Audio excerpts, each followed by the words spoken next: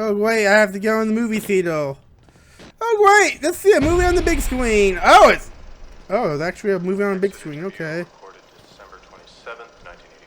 Let's actually sit down. Let's sit down and watch the movie, I guess.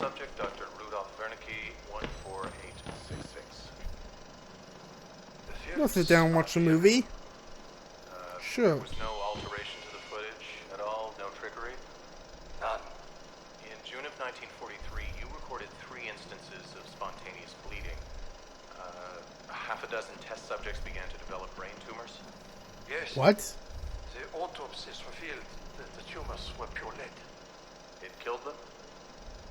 Can you explain why the results could not be reproduced in the United States? I have my theories. My homeland in those years. It's impossible to understand the things we felt.